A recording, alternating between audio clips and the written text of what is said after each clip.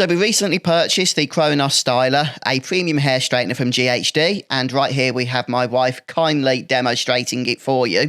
So this is, I believe, the latest model, actually, of hair straightener from GHD. So as you can imagine, it's pretty much got all the bells and whistles. My wife has been absolutely loving it. Not only does it style her hair far quicker than her previous model of hair straightener, but it just has a number of features that have been really useful. For example, the fact that it retains its heat. Even when you are using it quite thoroughly through your hair, it doesn't cool it down. So that just helps, again, to get that perfect finish with your hair, but also to make sure you can get it done without fannying around. GHD are boasting that you can have results that last up to 24 hours, and to be honest with you, that's probably pretty accurate. At least in my wife's circumstances, that's pretty much what she's seeing. But one of the other standout features here is definitely the wishbone hinge. This makes adding curls effortless. In fact, the styler as a whole is effortless. No need to adjust temperatures or anything like that. It's all intelligently done for you, and you're not going to end up damaging your hair with heat. It's just a case of turning the tool on, waiting literally a few seconds for it to heat up,